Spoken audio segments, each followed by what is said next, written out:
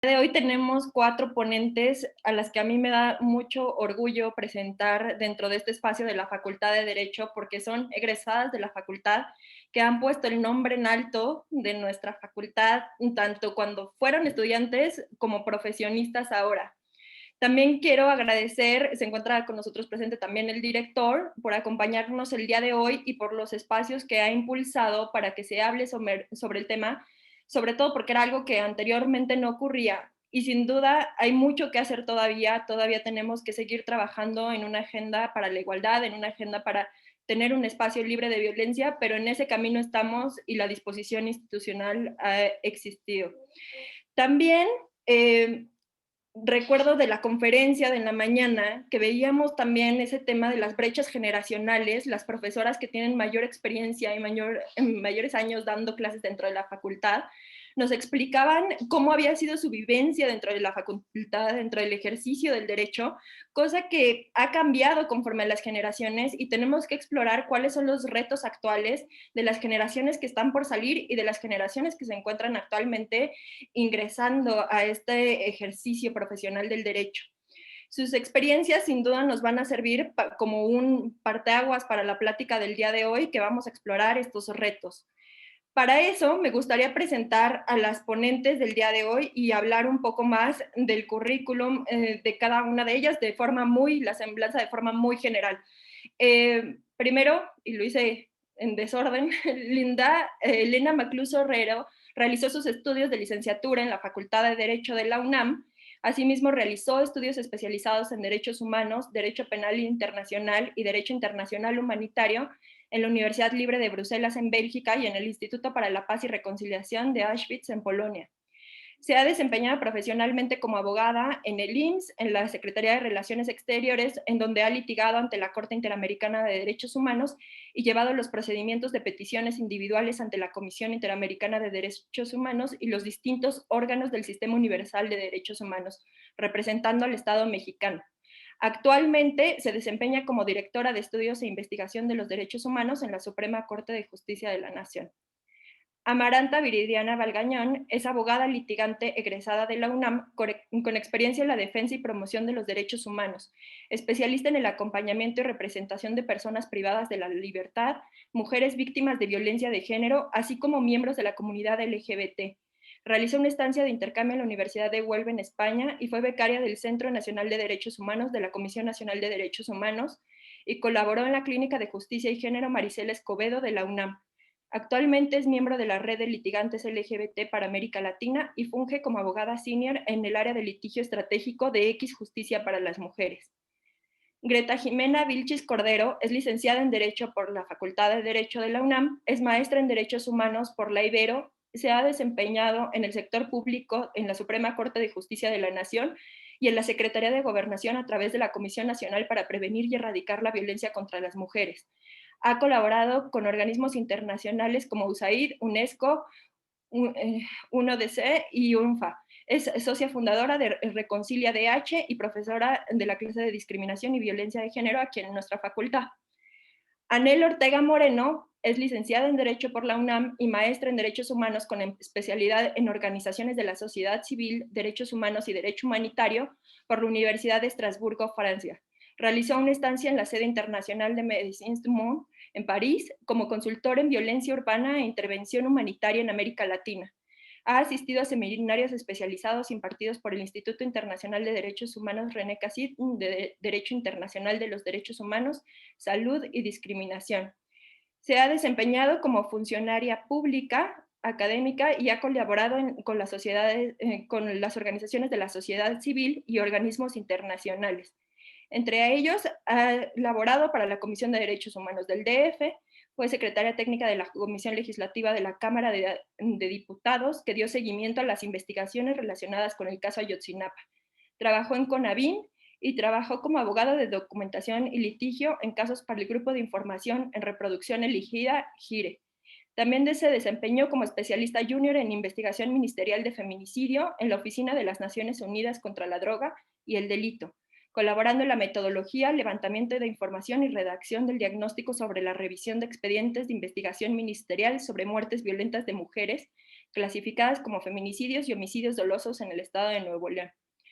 Ha sido consultora de la Agencia de Cooperación USAID como especialista de género y derechos humanos. Actualmente es directora de litigio estratégico de la Unidad de Litigio Estratégico en Derechos Humanos del Instituto Federal de Defensoría Pública. Bueno, pues con estas mujeres enormes vamos a platicar el día de hoy, y para eso antes nos va a dar unas palabras el director y después de eso ya pasamos a la plática. Director, buenas tardes. Muchas gracias, Andrea Arabella Montes de Oca. Muy buenas tardes tengan todas y todos ustedes que nos están viendo en vivo a través de la página oficial de la Facultad de Derecho de la UNAM en Facebook Live, en esta segunda jornada 8M que hemos organizado para poder conmemorar este Día Internacional de la Mujer, que está organizando nuestro Observatorio Jurídico de Género y la Comisión de Igualdad de Género de la Facultad de Derecho. Saludo con mucho respeto a la secretaria académica, la doctora Sonia Venegas, a la secretaria de Asuntos Jurídicos, Amada Gaitán, y a todas y todos ustedes que nos están viendo en vivo. Bueno, pues en la mañana tuvimos una primera jornada para que las profesoras con alguna antigüedad que fueron entrevistadas por la exministra Margarita Luna Ramos pudieran platicarles a ustedes las vivencias de cómo se ha venido gestando pues esta transición a lo largo de las décadas en la educación que se imparte en la Facultad de Derecho. Hoy en la mañana tuvimos la oportunidad de platicar cómo la decana mujer de las profesoras, la profesora emérita Elbercelia Quintana, nos relató que cuando ella tomaba clases eran 2 mujeres en un grupo, cuando los grupos, los salones eran de 90 alumnos, y que cuando en la clase de Derecho Penal iba el maestro Celestino Porte Petit a dar delitos sexuales, les pidió de manera comedida, pero poco sensible, pues que abandonaran las 2 mujeres el salón porque iban a hablar de temas que él consideraba que no eran apropiados para que escucharan ellas, a pesar de que las estaban formando para ser abogadas. Una de ellas sí fue penalista y la otra profesora, pues creo que se desencantó del derecho penal a partir de ese día. Y luego nos fueron platicando cómo se daban en la facultad, pues esta convivencia en un principio rara, en donde menos del 10% del alumnado eran mujeres, hasta llegar a nuestra época en que más del 53% del alumnado son mujeres. Esta tarde vamos a tener la otra parte de la película. Yo celebro mucho que haya 5 participantes en esta mesa que son egresadas de verdad de lujo de la Facultad de Derecho. Saludo con mucho cariño a Lina Maclú, a Jimena Vilchis, a Anel Ortega, a Virginia Valgañón, quienes han tenido, como hemos escuchado, en poco tiempo, pues una carrera verdaderamente ascendente, una carrera ejemplar, y que realmente pues han contribuido a que la Facultad de Derecho haya estado señalada estos últimos 5 años como la mejor facultad de Derecho del mundo de habla hispana. Y que esto se logra pues básicamente por la combinación de lo que hemos visto esta mañana. Primero por la participación de una planta académica de excepción. Tenemos una planta académica envidiable. De los 1,500 profesores, 400 tienen grado de doctor. La maestra Andrea Arabella Montes de Oca se me ha querido resistir este año, pero espero que este año sea ya doctora en Derecho, porque me ha estado haciendo muy largo ese proceso. Soy su tutor y por estar atendiendo las cosas del observatorio no me ha dado el gusto de verla ya doctora, pero la otra parte importante pues es el éxito que tienen los egresados de las instituciones y que hacen que precisamente estas instituciones tengan y gocen de un prestigio. Hoy vamos a escuchar esta versión de cuál es el papel, los retos, las oportunidades que tienen las nuevas abogadas, las nuevas juristas, las nuevas egresadas de una universidad pública, laica, prácticamente gratuita, y cuáles son los retos, no solamente de cómo tuvieron que vivir su formación en la Facultad de Derecho, sino cuáles son los retos que tienen ahora en el campo profesional y cómo son sus papeles protagónicos para generar el cambio. Yo dije en la mañana y lo repito, en menos de un siglo, porque las mujeres en México tuvieron derechos ciudadanos plenos apenas en los años 50. Me parece que en la elección de 1955 votaron en una elección y apenas en 58 votaron por primera vez por presidente de la República. Ese es un evento que hay que reconocer. Y el otro, la entrada de las mujeres a las universidades. Estos dos fenómenos esencialmente son los que han hecho que en pocos años se haya hecho un cambio y se haya tenido una evolución tan rápida en asignar, en reconocer un nuevo papel, un nuevo rol de las mujeres en la sociedad, que ha cambiado la historia del mundo como no sucedió en el resto de los años de la historia de la humanidad. Así que dispongámonos a disfrutar de este conversatorio y a escuchar cuáles son los retos y las oportunidades que tienen las nuevas juristas en nuestro país. Muchas gracias, Andrea, y el micrófono es tuyo. Muchas gracias, doctor. Pues bueno, vamos a ir al grano con la primera pregunta. La primera pregunta sería, ¿hombres y mujeres tienen las mismas oportunidades de desarrollo en el ejercicio del derecho en la actualidad? Anel, no sé si te gustaría empezar platicándonos un poco. Hola, muy buenas tardes a todas las personas que nos acompañan. Igual, pues, muy buenas tardes a los presentadores que me antecedieron. Muchas gracias por las palabras y pues qué gusto compartir este panel con todas las compañeras. Híjole, es una pregunta muy complicada, ¿no? Me parece que las mismas oportunidades en términos de algo que hemos escuchado muchísimas veces, ¿no? En términos de qué, es decir, en el acceso a educación, sí es un paso. Me parece que en el contexto del, situándonos, ¿no? En el tema de la abogacía, para llegar a esta parte del acceso a la educación, me parece que hay que pensar que antes de los 18 años, cuando una persona decide estudiar derecho, ¿no? En mi caso, cuando llegué a los 18 años a la UNAM, no fue como pum de la nada, ¿no? Este acceso a la educación. Creo que también habría que pensar en los contextos de las otras mujeres, normalmente las situaciones que muchas veces lo escuchamos súper al aire, ¿no? Esta parte de problemas muy específicos, embarazo adolescente, ¿no? Me parece que es un tema súper importante y fundamental en términos de la educación y el acceso a la educación y lo que podría obtenerse o no en una carrera universitaria. Para que las mujeres pudieran estar en igualdad de condiciones, también habría que no dejar de ver esa otra realidad, en donde bien claro, y hay muchísimas cifras, muchísimos estudios, tanto de la región como en el mundo, de las diferentes dificultades económicas y sociales desde donde están partiendo las mujeres, ¿no? También es un caso muy específico por país. Al final creo que también podríamos hablar o hacer estas distinciones. Desde México, evidentemente no son las mismas plataformas que podríamos tener desde otras latitudes o de otros países o incluso de otras lenguas, ¿no? Al final también me parece que es un tema de, en mi caso individual, ¿no? Estaríamos hablando de, ok, yo hablaba español en un país en donde el español es la lengua oficial, pero bien podría haber sido un caso distinto o bien podría haber sido que yo hubiera sido una persona migrante que me estuviera adaptando a otro país. Entonces, creo que es una pregunta súper compleja, Andrea, de si estamos partiendo de las mismas bases. Pues no, creo que todas, y solo con esto cerraría para que alguien más reaccionara a la pregunta, es esta clásica imagen que se usa mucho en las capacitaciones, estos escalones diferenciados y la razón de ser de las acciones afirmativas para las mujeres, pero también con otras características de las propias mujeres, porque no somos un grupo homogéneo ni de cerca. Entonces creo que no, aún hoy en día no estamos partiendo de las mismas condiciones para poder acceder a una educación superior y para poder formarnos como abogadas.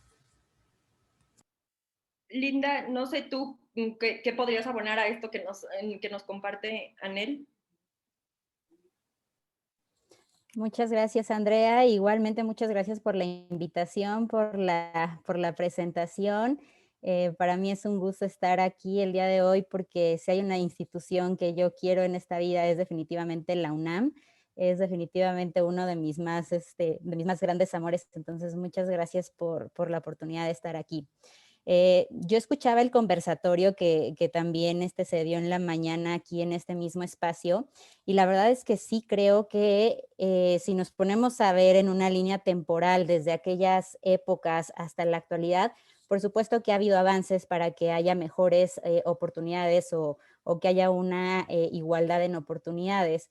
Ahora, también es una realidad que quizás, no sé si a ustedes les pase, por lo menos a mí me pasó en mi proceso de deconstrucción, quizá me di cuenta muy tarde o pude apreciar ya hasta muy tarde cuando había una diferencia en cuanto a oportunidades y si de verdad teníamos las mismas oportunidades hombres y mujeres, ¿no?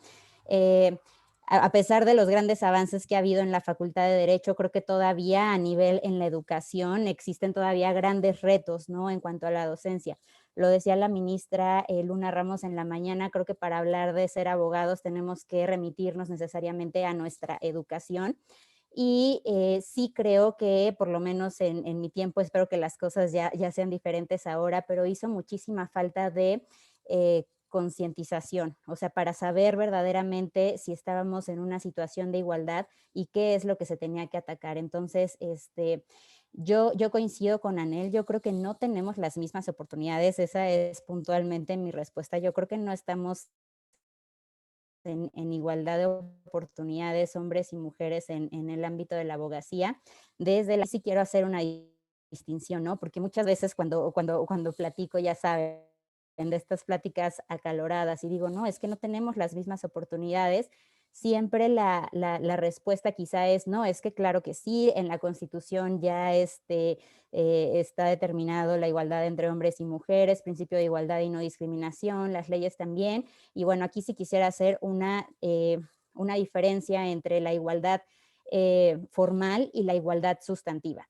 Quizá podría pensar que a lo mejor dentro de la igualdad formal pudiera haber ya algo, a lo mejor algún marco regulatorio que de alguna manera sí pudiera, pues de alguna manera tener un piso común en cuanto a oportunidades. Creo que no podemos generalizar definitivamente, pero definitivamente en cuanto a la práctica, creo que hay muchas cosas en donde las mujeres todavía estamos en mucha desventaja y donde definitivamente no podemos decir que tenemos las mismas oportunidades.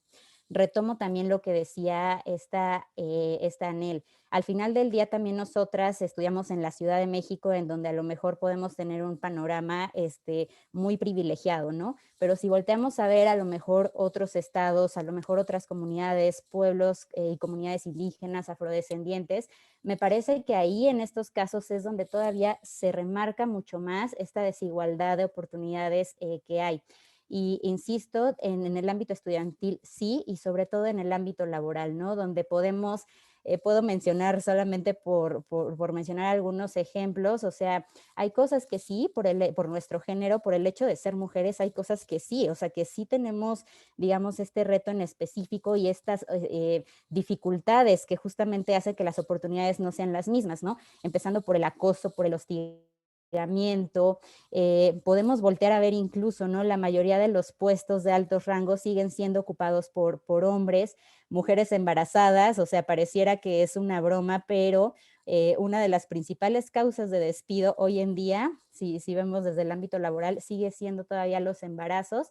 Y bueno, además de eso, está esta serie de estereotipos que todavía persisten en la sociedad estructuralmente, estoy hablando, todavía hay una serie de estereotipos que vaya, ¿no? Nos encasillan a nosotras, a las mujeres, en ciertas tareas, en ciertas limitaciones, en muchas cosas que vayan, ¿no? A lo mejor nosotras que estamos aquí somos privilegiadas y que de alguna manera pudimos pues alcanzar, ¿no? Ciertas oportunidades, pudimos romper ciertas barreras, pero bueno, yo creo que hablando en la generalidad, pues sí, la respuesta sigue siendo no. Muchas gracias, Linda. Ahorita doy como una conclusión general de todas en esta pregunta. Viridiana, mil gracias. Sí, hola a todas. Pues en realidad para mí la primera respuesta inmediata es no. No, no tenemos las mismas oportunidades de acceso a la educación y en particular la carrera de Derecho junto con otro conjunto de carreras representa una serie de obstáculos. ¿Por qué? Porque si bien es cierto, ya no existe un impedimento, ¿no? Como el que existía en algún momento para que mujeres accedieran a la universidad, para que accedieran a la educación, lo que sí tenemos son condiciones estructurales diferentes. Justamente la UNAM, al ser una universidad pública, alberga diversidad de estudiantes, entre los cuales nos encontramos muchas mujeres que para poder iniciar o terminar una carrera tenemos que debatirnos entre trabajar o estudiar, ¿no? O hacer lo mejor que podamos para trabajar y estudiar. En el caso particular en el que yo me encontraba, si bien es cierto, la carrera no me implicaba un costo en términos de inscripción, ¿no? O de algún tipo de colegiatura que tuviese que pagar para matricularme. Lo cierto es que sí tenía que hacer un gasto de traslados a la universidad, un gasto en insumos para alimentarme, para poder estudiar, para tener acceso a los libros, incluso para tener acceso a textos que estaban en otros idiomas y que profesores en las propias facultades solicitan, ¿no? Y por supuesto que cuando no todas venimos de oportunidades o de situaciones estructurales igualitarias, la diferencia en términos sustanciales, ¿no? Para poder acceder a los estudios, pues es clara, ¿no? Entonces, creo que partiendo de ahí, la respuesta es no. Lo que sí veíamos, y esto tiene que ver con estereotipos enquistados en la sociedad mexicana, es que los hombres sí que suelen tener mayor oportunidad de ser apoyados por sus familias para salir adelante, porque hay esta idea de que hay que empujar a los hombres para que se profesionalicen, hay que darles una carrera. Entonces las redes de apoyo, que además hay que decirlo, normalmente están constituidas por mujeres, pues son mucho más poderosas en ese sentido, ¿no? Empujan y demás. Por otro lado, también es cierto que cuando tenemos estos escenarios de tener que trabajar, ¿no? Mientras algunas tenemos que conseguir trabajos de meseras, en las cafeterías que se encuentran en los alrededores de la universidad, etcétera, pues tenemos compañeros que bien pueden acceder a otro tipo de trabajos como pasantes en despachos, ¿no? Con salarios, pues, digamos, si no justos, por lo menos que les permitan seguir estudiando. Entonces, las condiciones estructurales impactan directamente en las oportunidades y desde ahí no podríamos hablar de una igualdad real, ¿no? De acceso a la educación. Tampoco podemos hablar incluso de una igualdad de oportunidades en términos de desarrollo profesional, justamente hablando como de este esquema que suele suceder mucho en la Facultad de Derecho y que tiene que ver con el esquema de pasantías, ¿no? O sea, estudiamos y trabajamos en un despacho para poder aprender, ¿no? Para poder también incluso obtener ingresos que nos ayuden a sostenernos. Y también ahí hay o sea, una serie de condiciones desiguales que seguramente abordaremos en un momento más, como dentro de la siguiente ronda. Y finalmente, y creo que eso es algo que no hay que perder de vista, o sea, si de por sí ya tenemos la estructura en nuestra contra, las condiciones en nuestra contra, tenemos un escenario laboral que no nos es favorable, además de eso, para poder estudiar Derecho y para poder tener la oportunidad de concluir una carrera, nos enfrentamos en las aulas a situaciones diferenciadas a las que se encuentran los hombres, ¿no? Nos encontramos situaciones de acoso, nos encontramos situaciones de violencia que ejercen profesores en nuestra contra, solicitando favores sexuales, solicitando pues algún tipo de actividad sexual por nuestra parte para poder aprobar las materias, y entonces es un triple reto porque tienes la estructura económica y social en tu contra, porque tienes el mercado laboral en tu contra y además tienes estos escenarios en los que los profesores están utilizando las relaciones desiguales que existen dentro del aula. Entonces, en general, no hay una condición de igualdad para que podamos tener las mismas oportunidades en los hechos concretos, más allá de que la matrícula claramente hoy ha cambiado. Y pues yo lo dejaré ahí como para que podamos seguir ahondando en las siguientes rondas. Muchas gracias, Jimena. No sé si te gustaría abonar a toda esta conversación que estamos teniendo sobre esta pregunta. Sí, muchas gracias. Muy buenas tardes a todas, todes. Muchas gracias por la invitación. Andrea, doctor Raúl Contreras, un gusto saludarlo y encontrarnos por acá. Siempre ser la última es lo más difícil, creo yo, ¿no? O sea, concuerdo con las compañeras, ¿no? No es lo mismo. Ya hablaron un poco de discriminación estructural y yo solo diría, no es lo mismo además entre mujeres, ¿no? Habemos más mujeres más privilegiadas entre varios tipos de mujeres que están dentro de la facultad y creo que ya también lo tocaba un poco Viri, ¿no? Lo que te deja la UNAM y la experiencia de la UNAM es que hay una gran diversidad y en esa diversidad hay una diversidad de condiciones personales. Y entre las mujeres no es lo mismo la que toma 3 o 4 transportes públicos y viaja desde Teotihuacán, ¿no? Yo recuerdo tener compañeras que viajaban desde Teotihuacán a tomar clases y se paraban a las 4 de la mañana y toman autobuses en donde pueden ser violentadas sexualmente y que la violencia puede empezar desde ahí, ¿no? No solo dentro de la facultad y el aula, ¿no? Que puede implicar también deserción escolar, hasta el tema que tocaba al inicio Anel y que me parece interesante, ¿no? Que es abandono por embarazo adolescente, por circunstancias personales que tienen menos apoyo y soporte que las que tienen los hombres, ¿no? Entonces creo que el problema justo de esta estructura es que va más allá de un tema dentro de las facultades, ¿no? Y dentro de la Facultad de Derecho en específico, en todas las escuelas, pero también va más allá a las circunstancias personales de cada mujer. Creo que vemos mujeres mucho más privilegiadas que tuvimos mayores oportunidades que otras, hay otras que se tienen que esforzar el triple, ¿no? Seguimos hablando de mujeres en la Ciudad de México, en una facultad como la Facultad de Derecho, que es gratuita, ¿no? Pero si a eso le sumamos temas de pobreza, pero además comunidades rurales, pero además indígenas, ¿no? O mujeres racializadas, entonces nos vamos a encontrar que las barreras van a ser el doble o el triple, ¿no? Entonces creo que, en resumen, yo diría, evidentemente no, cruzamos por temas de violencia en el noviazgo, violencia en la escuela, acoso, hostigamiento, pero además cruzamos con otras barreras como dobles o triples jornadas de trabajo y de cuidado, ¿no? Embarazo adolescente, que nos dificultan llegar, digamos, a las mismas oportunidades que los hombres, ¿no? Y aunque salgamos como abogadas y con un título universitario, incluso cuando nos enfrentamos al mercado laboral, a veces, digamos, prefieres a un hombre porque las mujeres estamos en la edad reproductiva y no sabes si vas a dejar el trabajo a la mitad porque vas a tener un hijo, o me va a costar más a mí como patrón pagar una licencia de maternidad que ahora una licencia de paternidad. Entonces, yo lo dejaría, digamos, hasta ahí porque creo que ya agotaron bastante el tema y pues esto. Muchísimas gracias, Jimena. Justamente es este sentido de no ver las cosas en la inmediatez de los casos de acoso o de los estereotipos de forma específica, sino creo que las cuatro retoman un punto importante que es la parte de la estructura y visibilizar cómo el punto de partida de las diferentes realidades de las mujeres que componen a la Facultad de Derecho deben dar esquemas también diferenciados para poder lograr esta igualdad dentro de las aulas, para que posteriormente esa igualdad pueda reproducirse dentro del campo laboral.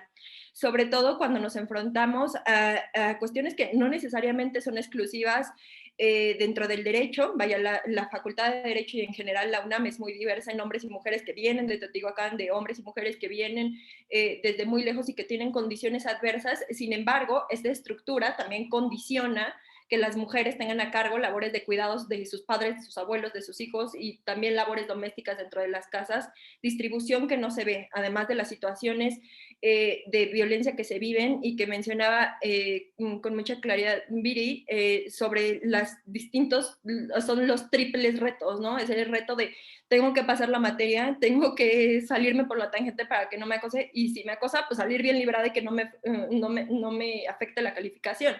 Entonces, bueno, ahí hay muchas condiciones sobre las cuales, sin duda, también dentro de este espacio universitario debemos de seguir trabajando. Para la segunda pregunta, me gustaría comentarles o consultarles más bien sobre esta interseccionalidad de la que comentaban ustedes, de los retos que han enfrentado ustedes, no nada más como mujeres, sino también como mujeres jóvenes, que también muchas veces puede ser un alto por estas cuestiones que mencionaban de la edad reproductiva o por otras razones, lo dejo abierto, y además son egresadas de una universidad pública. ¿Ha implicado algo para ustedes el ser mujeres jóvenes y egresadas de una universidad pública? Va a cambiar un poco la organización. Linda, ¿te gustaría comenzar con esta pregunta? Sí, Andrea, muchas gracias. Fíjate que sí es bien interesante lo que mencionas, esta interseccionalidad de factores múltiples por los cuales puede haber discriminación.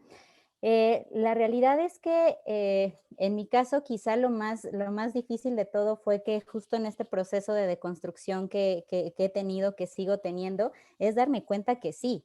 O sea, sí existe una multiplicidad de factores que pues lamentablemente sí, de alguna manera pues hay, o sea, toca enfrentarnos, ¿no? O sea, bueno, por lo menos en mi caso, ¿no? Por ser mujer, por ser joven, por ser egresada de una universidad pública. O sea, y creo que van desde cuestiones, o sea, muy, pues muy simples, ¿no? O sea, en un trabajo, por ejemplo, o sea, te ven chavita, te ven que eres chiquita, o sea, ya de por sí hay un sesgo, ¿sabes? Hay un sesgo de que no, pues, ¿sabes qué? No sabe o está súper chava y ella que me va a venir a decir a mí, que me va a venir a enseñar y además viene de una escuela pública. Entonces, por supuesto que sí lo hay, ¿no? Y creo que en general lo resumiría o bueno, pues sí, de alguna manera creo que rescataría todavía los estereotipos que hay respecto de mujeres, como ya lo dijimos en la primera pregunta, pero también de ser mujeres jóvenes. Vaya, el hecho de que seamos jóvenes, por supuesto que implica que nos falta mucho camino por recorrer, que nos falta adquirir mucha experiencia y por supuesto que eso es asumido, pero eso tampoco quiere decir que seamos tontas, eso no quiere decir que no hayamos estudiado, eso no quiere decir que no sepamos, porque creo que al contrario, creo que justamente las circunstancias de ahora, por lo menos a mí, me han obligado a estudiar más, a prepararme más, a conocer, bueno, vaya, mil cosas que la juventud creo que en este sentido, o sea, es parte de un estereotipo, ¿no? O sea, sigue siendo parte de un estereotipo en donde quizás no se da cabida, vaya, a este tipo no sé, de camino.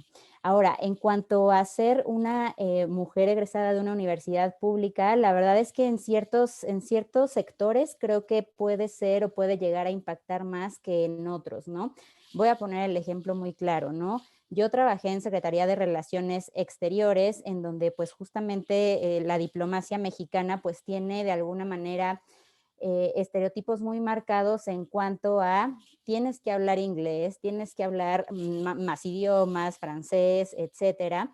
Y vaya, a pesar de que en la facultad, o sea, se te dan las herramientas para poder hablarlo, para poder aprenderlo, para meterte al CELE, al CUC, a cualquier otra institución, la realidad es que sí sigue habiendo un sesgo de que si vienes de una escuela privada, pues sabes que sí hablas bien inglés, ¿no? O sí hablas bien francés, o sí tienes buen acento, lo que sea, y sí existe también un sesgo estereotipado en muchos casos, ¿no? En donde dices, ah, perfecto, por tener estas y estas características propias de una escuela privada, pues entonces tienes a lo mejor otro tipo, digamos, de facilidades, ¿no? En cuanto a las oportunidades, aunque esto no sea totalmente cierto, ¿no? O sea, la verdad es que sí, a lo mejor habrá gente que no sepa inglés, lo que sea, pero vaya, que no tendría por qué ser un dogma o por qué ser algo que tengas que partir desde ese punto. La realidad es que también, vaya, con esta interseccionalidad creo que por lo menos a mí o bueno, no siempre, no en todos los trabajos, pero creo que sí percibo una doble responsabilidad o una doble carga que se nos impone en donde tienes que luchar en contra de estos estereotipos y no solamente tienes que hacer bien tu trabajo, sino tienes que demostrar que lo haces mejor, mejor y mejor que A, B, C y D por estos mismos estereotipos. Entonces, creo definitivamente que existe una doble carga en donde pues nos imponen claro, para poder subir, para poder escalar en los puestos que son de nuestro interés, en nuestros propios objetivos, en donde sí existe una carga desmedida. Y sí es por esto, en eso sí lo sostengo. Sí creo que es por el hecho de ser mujer, por el hecho justamente de ser egresada de una universidad pública y también de ser una persona joven, ¿no? Ahora, la verdad es que también, y eso sí lo tengo que reconocer, y tampoco quisiera que se entendiera que es la generalidad porque, bueno, creo que eso invisibilizaría un poco el problema, pero bueno, la realidad es que también en mi camino laboral sí me he encontrado con personas, actualmente, por ejemplo, mi jefa, una mujer joven, inteligente, vaya, con muchas cualidades que creo que también se empiezan a ver destellos de mucha sororidad y gente que de alguna manera pues llega y te apoya, ¿sabes? O sea, que de verdad como que barre todos estos prejuicios, estos estereotipos y que de verdad, o sea, te pone en un plano de igualdad de oportunidades y donde vaya, te toca como demostrar, pero sí de alguna manera sin imponerte esta doble carga de la que hablaba. La verdad es que sí es algo que quería reconocer, pero no pensando que esa es la generalidad, la verdad. Por otro lado, yo insistiría mucho y pues ya nada más con esto finalizo la pregunta, en también como que darnos cuenta de algunas cuestiones, o sea, que son como generales, y creo que ahí es donde se puede ver que existen retos y que son distintos, ¿no? Y quiero también hacer énfasis en la cuestión de género. O sea, por ejemplo, los puestos de alto nivel, empecemos por la misma Universidad Nacional, salvo que me corrijan, por ejemplo, no sé, y según yo, no existe una mujer rectora que haya liderado la UNAM, ¿no? Entonces, desde ahí ya hay cosas que te das cuenta y que dices, a ver, pero ¿por qué es esto, no? ¿Qué es lo que está pasando? ¿Qué es? O sea, ¿qué es? O sea, no podemos pensar que se trata de una cuestión de que los hombres son más listos que las mujeres, porque sabemos que no es así. Entonces, creo que más bien es ahí el punto, cuando te das cuenta de estos resultados, es cuando te das cuenta que justo hay retos, ¿no? Y creo que justo ahí viene esta parte de construcción, también las obligaciones institucionales, no hablo solo de la Universidad Nacional, sino de otras instituciones, de darte cuenta y de promover este ambiente del por qué estás imponiendo retos desmedidos en contra de personas por diferentes características. Creo que con eso terminaría, Andrea. Gracias. Mil gracias, Lina.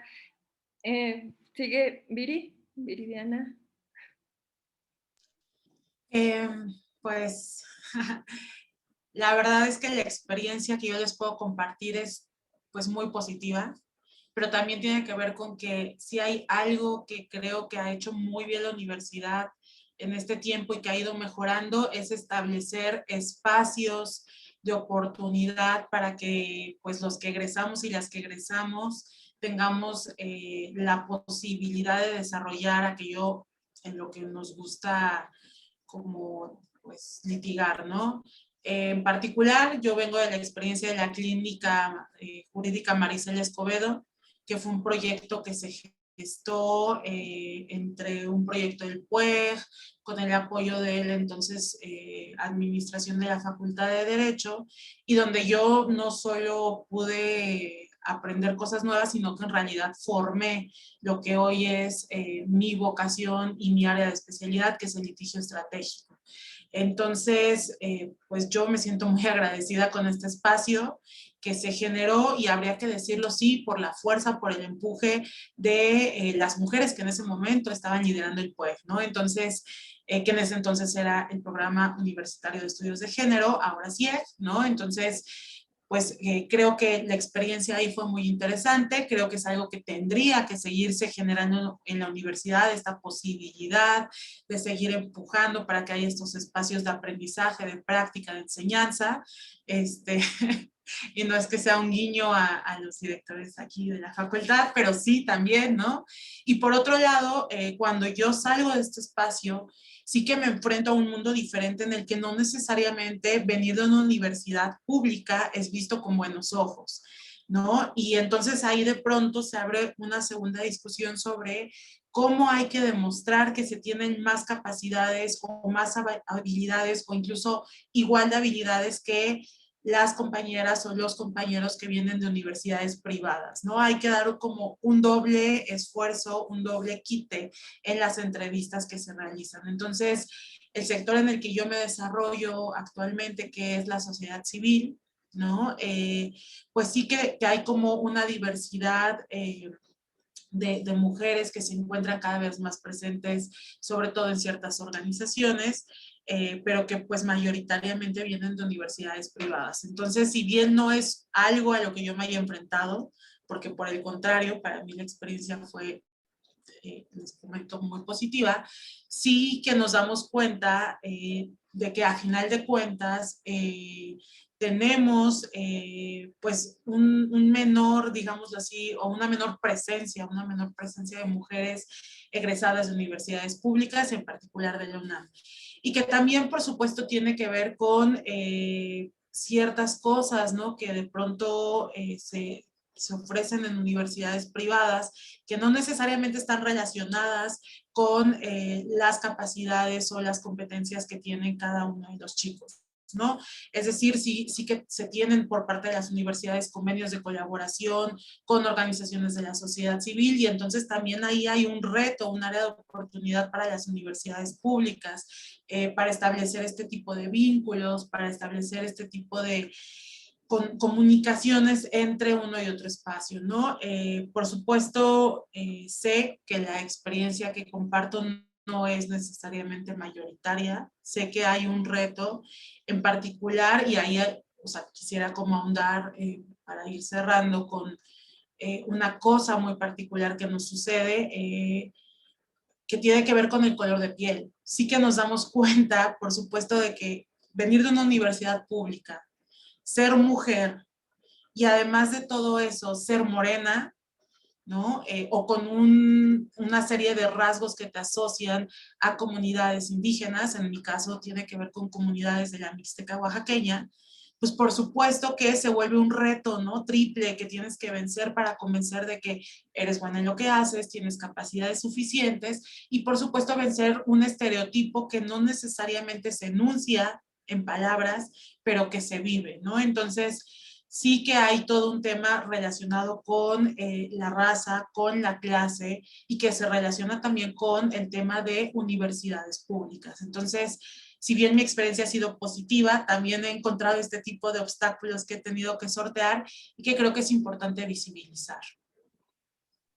Muchas gracias, Viridiana. Jimena, ¿cuál ha sido tu experiencia con este tema interseccional? Pues, o sea, digamos, es un tanto diferente evidentemente a la de Viri, ¿no? Pero sí diría al menos concuerda bastante en el tema de juventudes. Yo inicié en el sector público, ¿no? O sea, digamos, entre mis primeros trabajos fueron en la Suprema Corte de Justicia, y me acuerdo que algo que me seguía haciendo mucho ruido es que, digamos, aunque somos abogadas o abogados, como que sigue mucho esta estructura formal de usar traje, ¿no? Como cierta forma de vestir, y yo a veces iba los viernes de jeans, me acuerdo que me encantaba ir de jeans los viernes, o sea, camisa y saco, pero yo decía, bueno, ¿no? Tipo viernes ya, hoy sí te sueltas el chongo y entonces me voy. Y varias veces me llamaron la atención como de, oye, aquí no podemos venir así de informales, ¿no? Y entonces yo decía, pero pues mi trabajo no está en cómo me he visto, ¿no? Y estamos hablando de jeans, o sea, ya no hablemos de tatuajes, perforaciones y, o sea, nada más, ¿no? Entonces, digamos, desde ahí, el sector público siento que sí está muy cuadrado a cómo funciona la abogacía, cómo nos vemos las y los abogados, sobre todo, digamos, yo sí mi orientación, que es un poco más al mundo de los derechos humanos, como casi todas las compañeras que están aquí, o más bien todas, ¿no? Uno creería que hay más flexibilidad o apertura, pero en realidad creo que estos sistemas como muy marcados de cómo se debe ver un abogado o abogada, y digamos el sistema patriarcal de poder es todavía muy transversal en todos los ámbitos, incluyendo derechos humanos. Entonces, una de mis experiencias pues era esa, ¿no? O sea, como llamadas de atención constantes porque yo iba los viernes de James. Y después entró a gobernación y entré muy joven, y rápidamente subo como a un nivel directivo, y yo en ese entonces tenía como uno de los puestos altos dentro de las direcciones y era una de las mujeres más jóvenes, y me tocaban reuniones de, digamos, de alto nivel con mucha gente, y yo siempre era la niña, nunca se acordaban de mi nombre, ¿no? Siempre era como la niña que está allá, ¿no? Y de repente, pues esas cosas pasan, ¿no? Recientemente fui a la facultad también, y pues también como me decían, ¿vienes a cobrar por alguien más el cheque? Y yo, no, vengo a cobrar mi nómina, ¿no? Yo soy profesora.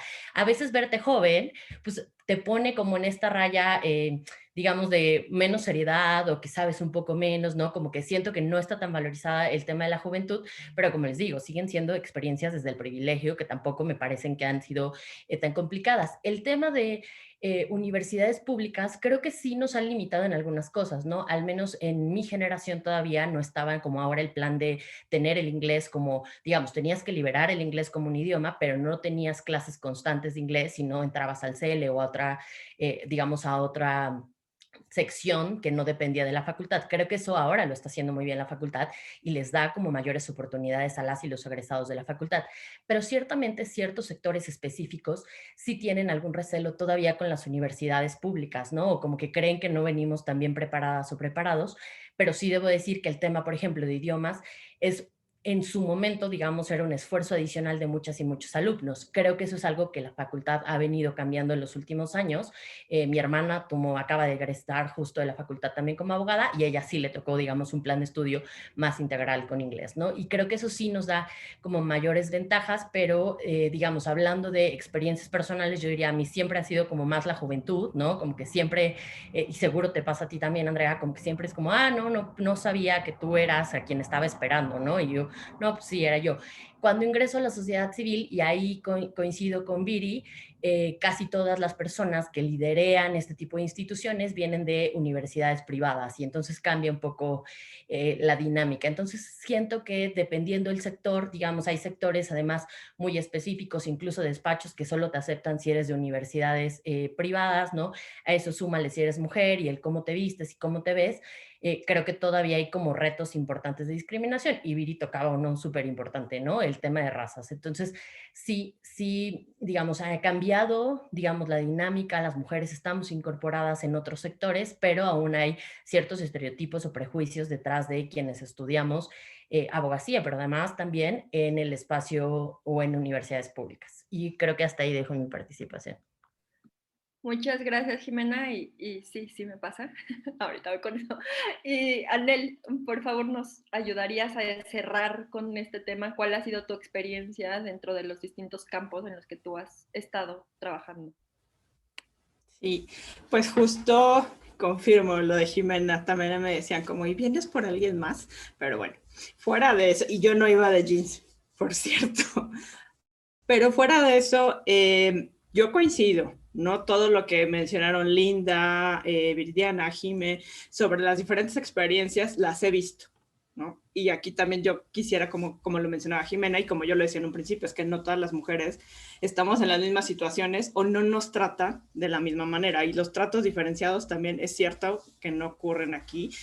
Y la verdad es que también esto que siempre vemos como muy en la cifra objetiva, lejos, que no nos pasa, ¿no? De la discriminación hacia otras personas, sí debería decirlo que no es mi caso tampoco, a pesar de que pues, también soy morena. La otra diferencia es que yo de tacones mido 1,80, ¿no? Y sinceramente sí me doy cuenta que eso, esa parte que por ahí hay unos estudios que hablan de la imagen y la facilidad para obtener o no un empleo, en el caso de la abogacía, y justo tal cual lo fueron planteando las tres que me precedieron en la palabra, no es lo mismo cuando hace sector público que sector privado. Y justo sí hay un tema de estereotipos, ¿no? Y creo que tratándose de mujeres en la práctica, sí comienza a ser o pudiera llegar a ser una barrera para algunas, y creo que también es importante plantearlo sobre la mesa porque sí seguimos teniendo relaciones laborales sobre la base de estereotipos.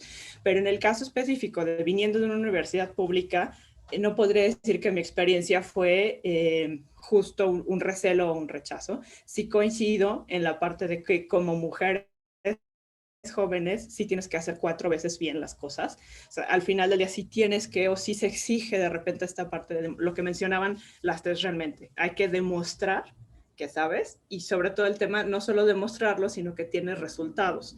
Porque también una cuestión en el caso de la abogacía, que es una carrera, me parece que es súper pesada, en el contexto de nunca puedes asegurar qué va a pasar, ¿no? Finalmente, y en el caso de lo que a mí me gusta, el acompañamiento de casos individuales o litigio, jamás vas a poder asegurar un resultado, sigue siendo una moneda al aire, ¿no? O sea, sí es un tema de estar segura en conocimientos, estar segura de lo que haces, que de repente te cuestionen la estrategia legal, por ejemplo, si pudiera ser en algunas circunstancias debido a otros factores, no porque solo el hecho de que seas mujer o porque seas joven, no es el caso, yo no lo he vivido en el contexto de porque sea una universidad pública, sin embargo sí les podré decir como de mis experiencias en el extranjero, sí era un tema como de bueno, pero si hablas bien el idioma, o sea, si entiendes que estás leyendo bien, sí, o sea, creo que aquí en esta parte me quedaría más en un tema de hay que tener muchas consideraciones de cada contexto y cada mujer. Y sí me gustaría resaltar que justo la facultad, me parece que cuando le ha apostado a herramientas adicionales, como fue el caso de,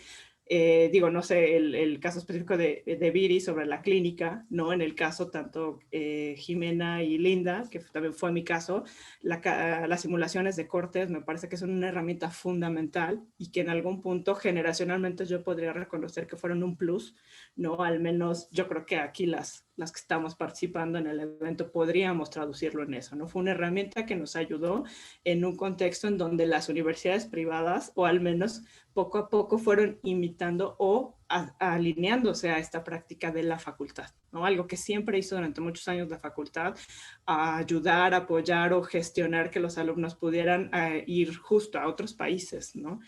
Conocer otros países, incluso en el mismo contexto, el tema de ejercer o imaginarte que puedes ejercer la abogacía en otros países, en otros idiomas, acudiendo a otros sistemas jurídicos. Me parece que eso es algo también súper importante. En mi experiencia personal, eso lo traduciría como un plus, que me ayudó a poder contrarrestar o adquirir conocimientos que ya en la práctica justo me dieron esa seguridad de saber qué estaba haciendo y hacia dónde estaba queriendo impulsar precisamente lo que me gusta, ¿no? Casos, y que hoy en día lo sigo haciendo. Yo creo que sí, en efecto, coincido en que en el sector público podríamos encontrarnos una mayor gama de personas que venimos de universidades públicas en una proporción distinta, a lo mejor en los despachos privados, pero también creo que podríamos ir un poco encasillándolo por materias, ¿no? Finalmente hay algunas materias que se impulsan más en otras universidades que no.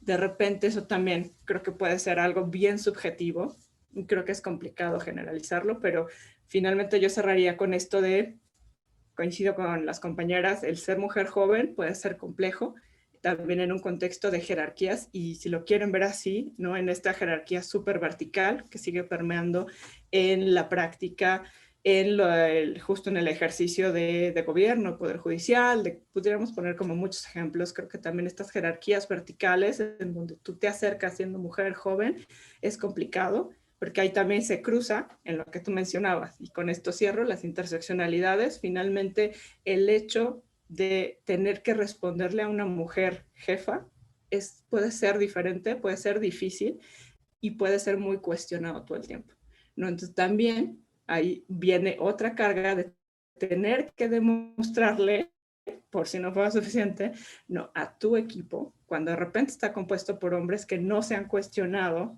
muchos otros temas más allá de los cursos de perspectiva de género, que sí, se siguen reproduciendo en las relaciones laborales, el de, híjole, estas cosas de, no, bueno, no estoy de acuerdo, ok, pero ¿por qué?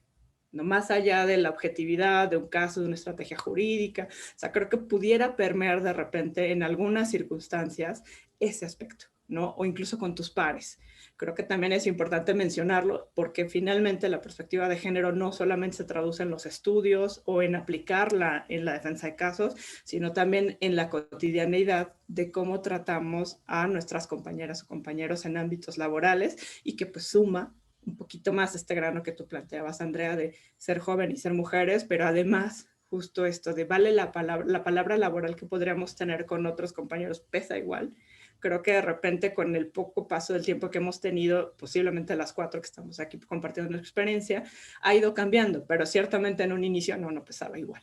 No, creo que sigue siendo un tema que está ahí, está en el tintero, y es importante comentarlo abiertamente, y justo creo que también por eso es súper fundamental, y yo reconozco muchísimo que la facultad, el semestre pasado, ¿no? Y este abierto el curso superior de posgrado, el que abarca todos estos temas de género y derecho, porque es importante que las y los alumnos tengan muchísima claridad de eso, que en el ejercicio de la profesión la perspectiva de género también importa.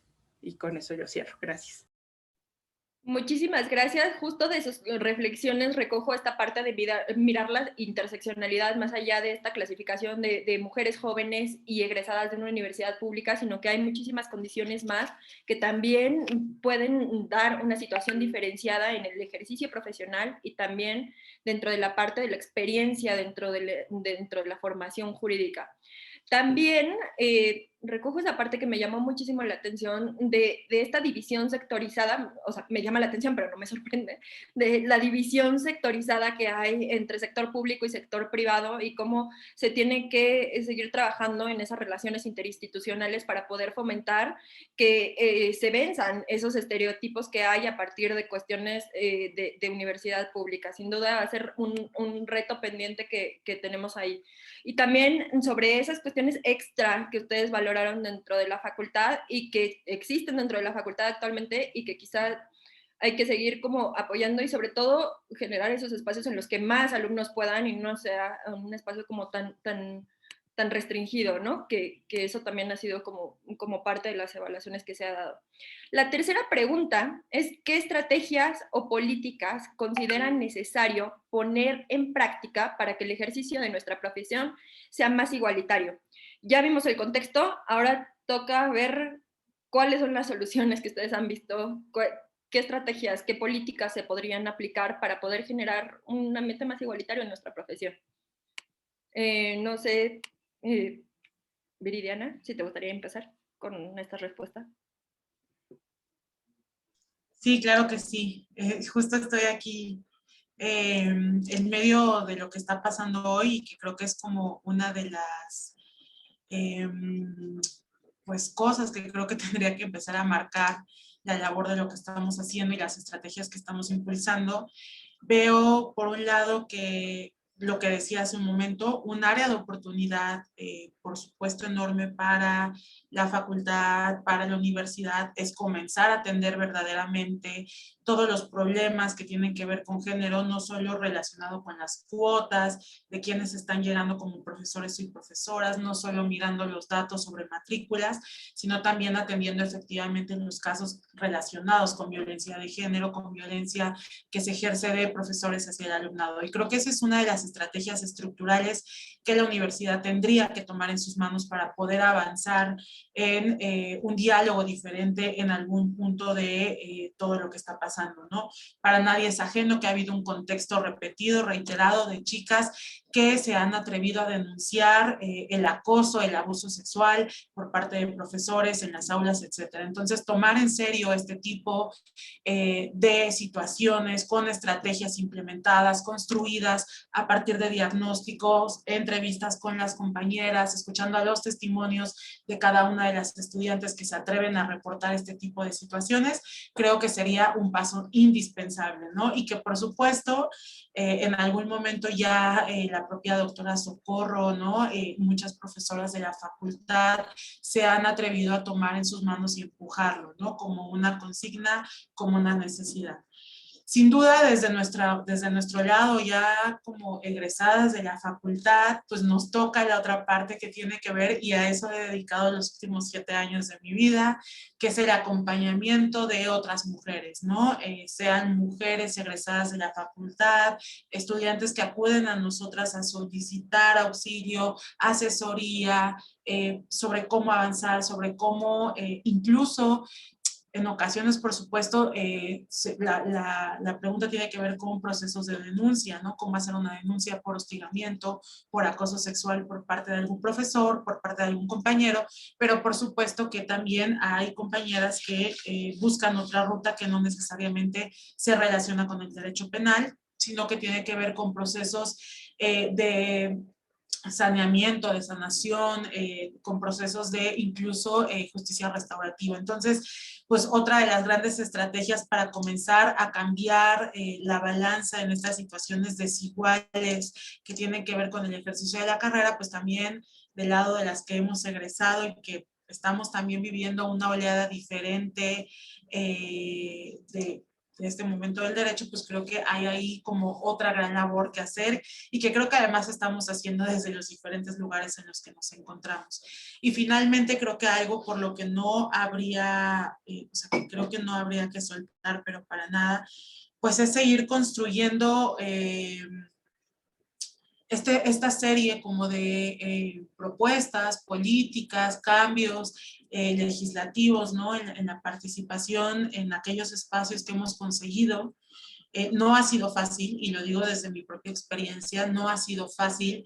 Siempre que me preguntan sobre qué hago y cómo llegué hasta aquí, la respuesta es, pues este no era el destino que la vida tenía pensado para mí. Una chica que venía de la periferia, de Iztapalapa, no estaba destinada a trabajar en lo que trabaja, pero las oportunidades se abrieron, pero luchamos junto con mi familia, junto con mis redes de apoyo para llegar aquí. Aquí estamos haciendo uso de la voz Y porque no ha sido fácil, tenemos una labor indispensable. Cada vez que tenemos la posibilidad de establecer diálogos con instituciones, de capacitar juzgadores, de pues colaborar incluso en la elaboración de protocolos, lo hacemos, con reformas legislativas, todo lo que está en nuestras manos, y por supuesto estamos en primera línea con todo lo relacionado al tema de, uno, pedagogía del derecho con perspectiva de género. Queremos formar cada vez más abogados y abogadas que estén aplicando esto en la práctica.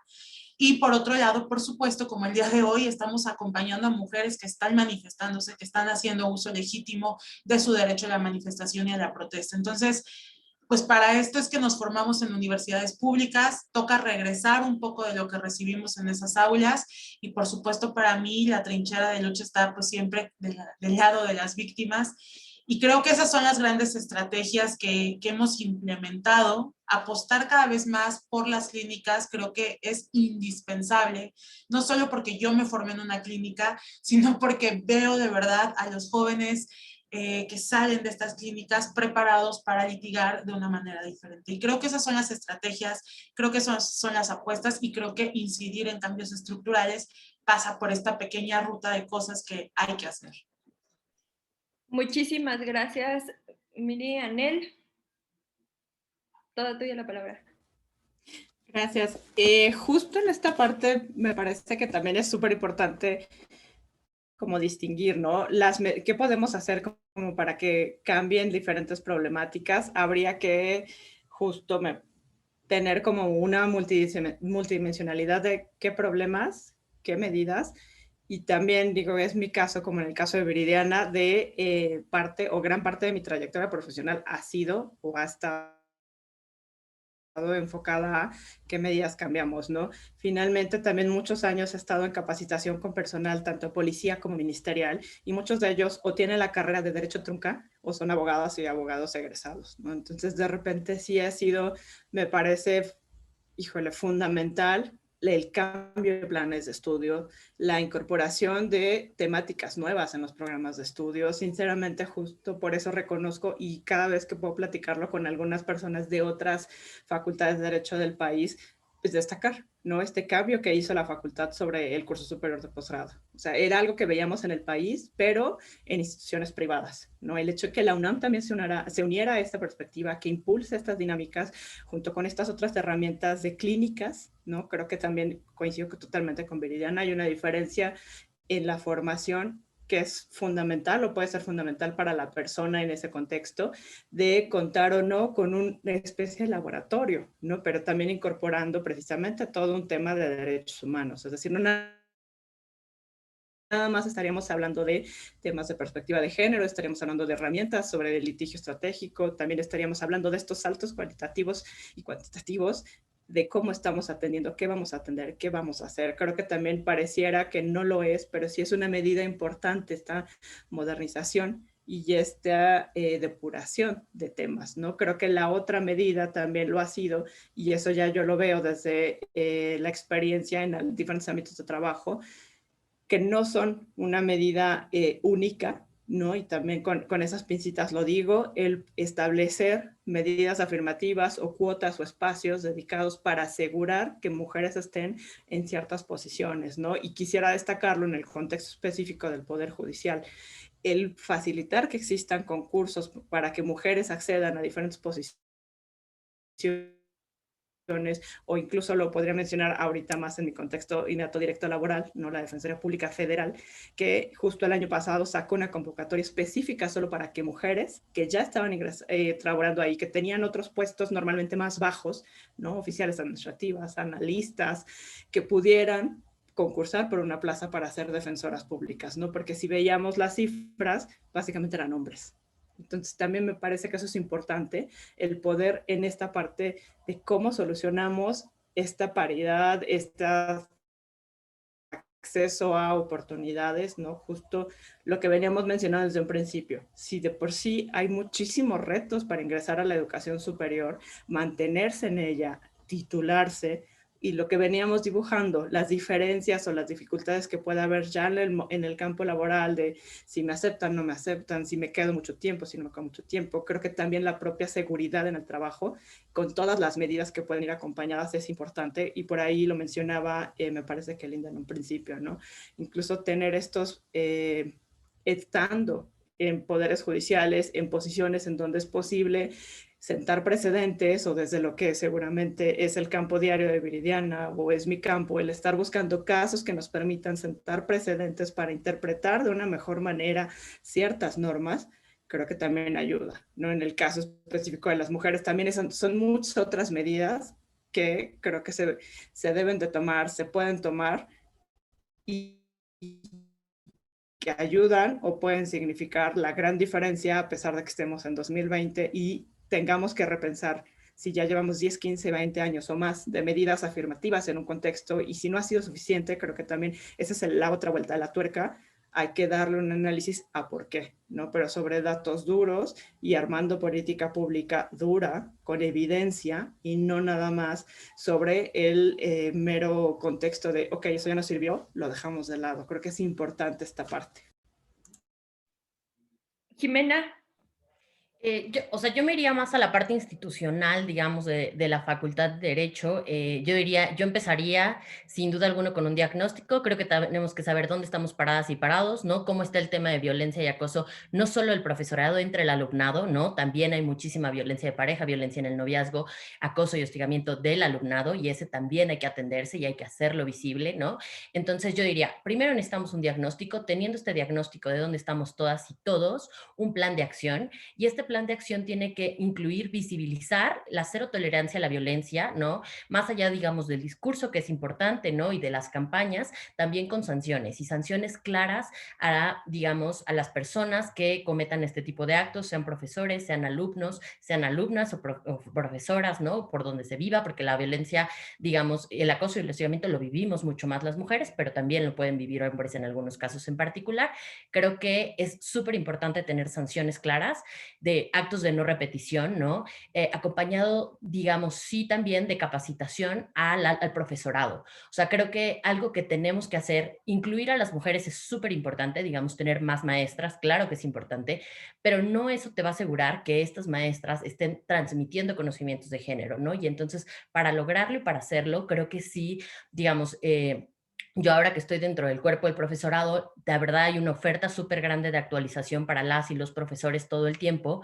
Sería súper bueno, ¿no?, que les dieran herramientas para cómo impartir sus clases desde una perspectiva de género. El curso superior de posgrado de género y derecho es muy importante, pero creo que más allá de que quede como en algunas personas que les llama la atención ese tema y que estudien ese tema, tenemos todavía un gran reto en la Facultad de Derecho. Claro que celebro que exista, ¿no?, pero todavía de hacerlo transversal. Es decir, que todas y todos los abogados que salgan logren tener al menos la mínima empatía y sensibilidad de las violencias estructurales y las desigualdades estructurales que tenemos mujeres y hombres. Y ahí todavía tenemos un reto súper grande, ¿no? Porque si yo estudio Derecho Familiar, pero lo estudio desde una perspectiva de género, va a cambiar muchísimo el cómo yo litigue cualquier tipo de juicio familiar, ¿no?, a que si no lo hago, porque todas las materias cruzan por lo mismo, ¿no? Y si me voy a un tema de derecho administrativo o a un tema de agrario, nos vamos a dar cuenta que las mujeres tenemos muchas menos pertenencias y tenencias de las tierras. Y entonces, ¿cómo reivindicamos desde el género? A veces pareciera que el género lo seguimos teniendo aislado, ¿no? Es como, estas 5 fulanas que medio saben del tema, ¿no?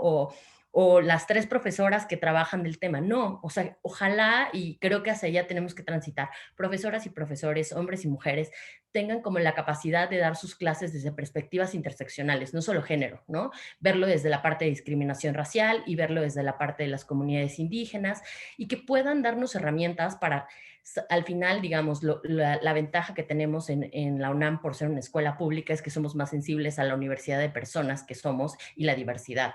Y ojalá la universidad nos preparara para tener herramientas para acompañar desde las diferentes ramas del derecho, la justicia social, desde la interseccionalidad. O sea, creo que hacia allá tendremos que ir. Creo que nos hace falta fortalecer más a los cuerpos docentes estudiantiles sobre los temas, ¿no? Viri lo decía al principio y me parecía algo buenísimo. Ojalá en tu clase de Derecho Penal te enseñaran a hacer una demanda una denuncia por un tema de violación, por ejemplo, ¿no? O de violencia familiar, que es algo que vamos a vivir seguramente en algún momento de nuestra vida. pero pues no, o sea, hacer talleres prácticos y seguir con cosas súper interesantes que ya hay. Están las clínicas, ¿no? Tenemos las clínicas, tenemos los mood course de los que ya habían estado hablando, que también te dan unas herramientas prácticas importantes, ¿no? Están los cursos superiores de posgrado de derechos humanos y de género, pero creo que hay que lograr todavía el reto en hacerlos transversales. Yo con eso cerraría. Muy bien. Linda. Muchas gracias. Digo, además de que concuerdo con todo lo que han dicho las que me han antecedido en el uso de la voz, pues sí quisiera recalcar obviamente el fortalecimiento de los mecanismos, ¿no? Que ya existen. Muchas veces, y la verdad es que esta es la pregunta del millón, Andrea, porque muchas veces vaya, a veces creo que mecanismos existen, ¿no? O sea, podemos ponernos a discutir si son eficaces, si no son eficaces y todo. Muchas veces los mecanismos existen, pero ahora, ¿por qué se utiliza otro tipo de vías para hacer válida o para apelar a cierta cuestión que se quiere decir, ¿no? Me parece que eso está relacionado con la sensibilización que se tiene que hacer. Creo que más que fortalecimiento, yo apostaría por la sensibilización. Muchas veces, y eso me pasó en mi época de estudiante en la Facultad de Derecho, espero que eso ya no suceda actualmente, pero vaya, en las mismas aulas de clase, los propios maestros, o sea, me llegó a tocar que te decían, no, el lenguaje incluyente es una tontería, no sé qué, la constitución, el constitución, había maestros, a mí me impresionaba que en la mañana participaban las maestras, bueno, todas las maestras bajo la moderación de la ministra Luna Ramos, que decían, no, bueno, es que el maestro me decía y esto, vaya, eso sigue pasando, o por lo menos pasaba cuando yo estudiaba, espero que ahorita ya no pase, pero sigue pasando que un maestro, o sea, sí te sigue con el comentario de, a ver, usted muchachita, váyase a otro lado, para usted esto no es el derecho. Entonces, yo empezaría por la sensibilización y la educación en los docentes y en el alumnado, definitivamente. O sea, al final del día creo que existe muy poca solidaridad en cuanto a muchas de las denuncias hechas desde la Facultad de Derecho y creo que eso tiene que ver con educación, obviamente con educación desde la que recibimos desde casa, pero que evidentemente ya con un nivel de conciencia más alto tenemos que consolidar en la universidad, en la Facultad de Derecho. Y qué mejor que sea en la Facultad de Derecho donde lo hagamos, donde vaya. Nos debemos de tomar con total seriedad nuestra profesión, de saber identificar justamente estas situaciones de injusticia, de saber justamente cómo utilizar el derecho para combatir estas situaciones de injusticia y en ese sentido justamente poner en alto, vaya, la profesión que tenemos todas y que tenemos todos. Entonces, creo que esta sensibilización se tiene que hacer a través de la educación, insisto, a partir de las mismas aulas de la Facultad de Derecho, tanto a profesores como a todo el alumnado, y que se tome de una manera seria, que no sea un curso vaya, que nada más se tenga que acreditar para pasar y que todo el mundo le dé hueva. No, que se tome con seriedad, que se tome con seriedad este tipo de capacitaciones y vaya, o sea, yo insistiría en lo que dice también Anel, las medidas afirmativas. Yo sé que mucha gente no le gustan las medidas afirmativas y yo sé que mucha gente, sobre todo de la Facultad de Derecho, está en contra de las medidas afirmativas, por lo menos en mi generación eran totalmente criticadas y se decía, bueno, pero ¿por qué si somos iguales entonces vas a dar preferencia? Entonces, ¿por qué medidas afirmativas? Bueno, vaya, se tiene que explicar el por qué, se tiene que vaya, no me crean a mí, si hay alguien que me está escuchando, no me crean a mí, ya lo dijo la Suprema Corte, vaya, el máximo tribunal de nuestro país, ya la Constitución lo dice, los tratados internacionales lo dicen, existe una desigualdad y no se puede, lo que decían en las cajitas, o sea, hay que tratar igual a los iguales, desigual a los desiguales, entonces si partimos de una base donde no estamos en igualdad de circunstancias, por supuesto que hay que meternos con las acciones afirmativas, ¿no? Entonces, bueno, ya sería muy repetitivo con lo que dijo Anel, de obviamente hacer un análisis ya a un poco de más largo plazo de este tipo de medidas, pero definitivamente creo que se tiene que dejar de ridiculizar estas medidas afirmativas.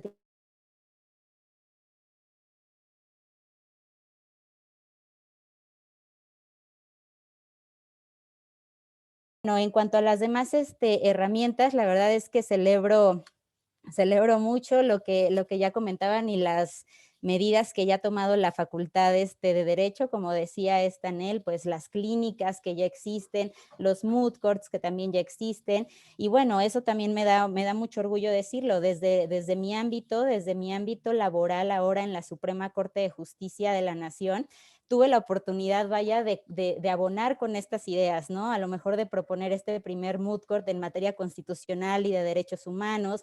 Ahorita estoy participando, por ejemplo, en la creación de los manuales de género, porque verdaderamente tengo esta convicción de que por ahí va la cosa, o sea, va por la educación, va por la sensibilización y que bueno, al final del día se tiene que tomar con seriedad. Muchísimas gracias, Linda. Ahorita cierro un poco con las conclusiones, pero antes el director va a dar unas palabras. Director. Gracias, Andrea. Pues antes del cierre quise agradecerles a nuestras 4 magníficas egresadas ponentes esta sensibilización que nos están dando de cómo están los retos de la mujer y de la mujer abogada en esta época. Desde luego que cada época tiene sus propias características. En la mañana oíamos un país distinto, un país quizá con la mitad de los habitantes, pero muchas cosas siguen latentes en nuestro México para tristeza nuestra. La cultura machista se resiste, la inseguridad no solamente continúa, sino se ha incrementado. Vivimos una época con mayor inseguridad de cuando ustedes o cuando yo estudiamos en la universidad. La desigualdad social sigue campeando en el país, la pobreza extrema y desde luego pues que la violencia familiar y la violencia en la pareja pues también son factores que afectan no solamente a las estudiantes de la Facultad de Derecho, sino a todas las mujeres en esta sociedad. Pero finalmente me da mucho gusto oírlas hablar con esa seguridad, porque yo sigo pensando que la universidad cambia vidas, que rompe este ciclo de determinismo social y alguien que pueda venir desde Chalco, desde Iztapalapa o desde Catepec, a lo mejor viene a ser la primera profesionista de su familia y no solamente el obtener un título en la Universidad Nacional Autónoma de México le va a cambiar la vida a ella, sino va a transformar y va a influir también en el cambio familiar. Y creo que esto es algo por lo que tenemos que seguir peleando. A lo mejor en la época que ustedes estudiaron, todavía había por ahí algunos mensajes en los avisos de ocasión que decía, inútil presentarse si son egresados de la UNAM. Sin embargo, ahora en estos últimos 5 años, la Facultad de Derecho y la UNAM están rankeadas, la universidad está entre las primeras 100 universidades del mundo, compitiendo con universidades privadas que cobran una fortuna de colegiaturas como Harvard, como Oxford, con MIT, y de la Facultad de Derecho está colocada como la 41 del mundo. Entonces, ahora este ciclo se ha roto. La verdad es que cuando nos sentamos en la Alianza para la Excelencia Educativa con las universidades privadas, pues ahora ven a la UNAM con una dimensión distinta y desde luego que hay que seguir rompiendo obstáculos y estereotipos. Bueno, pues yo soy egresado siempre de escuelas públicas, como pueden ustedes ver, no soy de un color muy ario, pero cuando me siento en esas reuniones y hablo en nombre de la UNAM, pues con todo respeto digo, esta es la Universidad de la Nación y con permiso, porque estamos todavía, están todavía muchas universidades privadas, a lo mejor muy bellas, pero muy lejos de acercarse en un ranking de evaluación de la UNAM. Y eso ayuda a las egresadas y a los egresados a tener un título con el cual desde luego tendrán mejores herramientas y llaves para abrir todas las puertas. Hemos hecho acciones positivas, desde luego que a mí las acciones afirmativas me gustan. Somos la primera facultad en la universidad que tiene un plan de estudios con perspectiva de género de manera integral. O sea, nuestro plan de estudios tiene perspectiva de género. fue aprobado hace más de 2 años.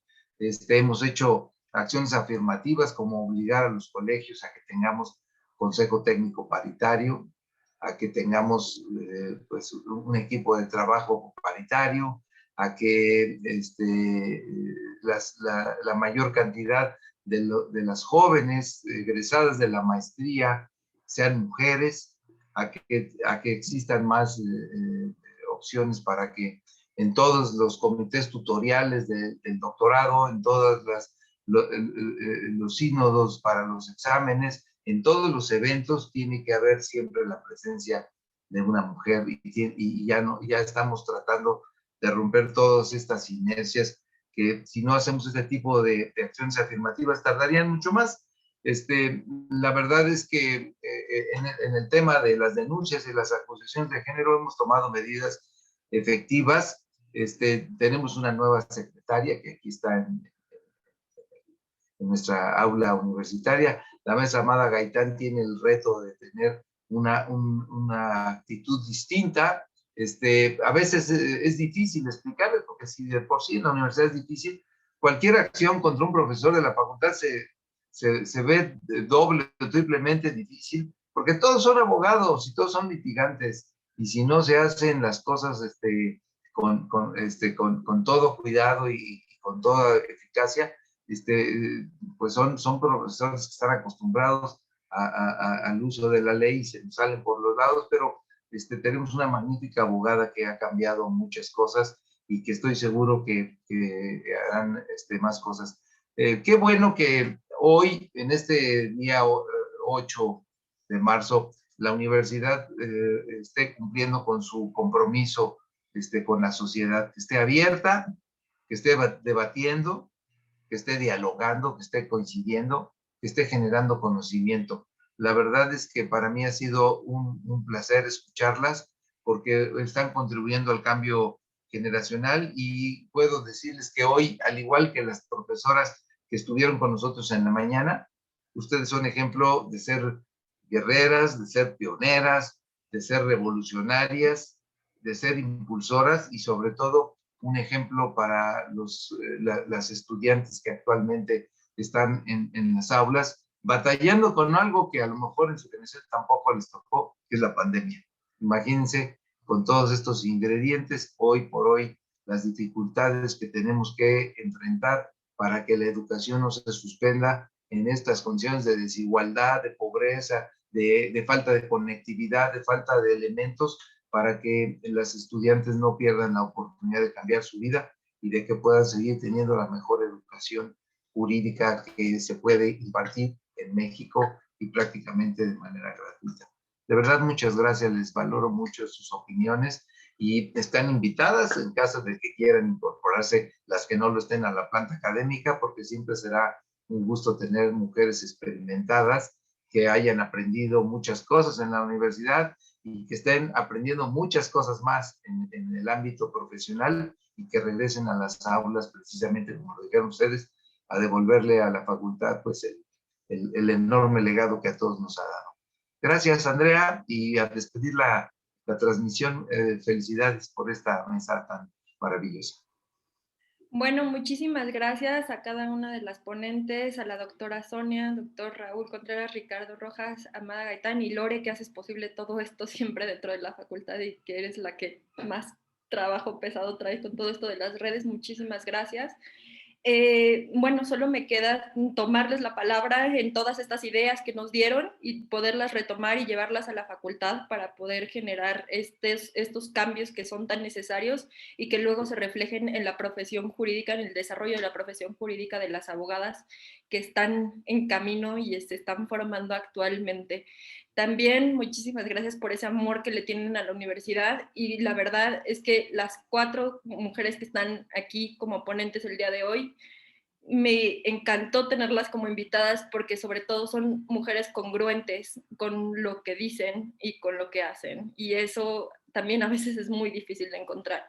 Entonces, gracias por compartir este espacio el día de hoy en la Facultad de Derecho, al menos de manera virtual. Tengan un bonito día. Gracias, chao. Gracias. Muchas gracias. Gracias. Esperamos tenerlas muchas veces aquí.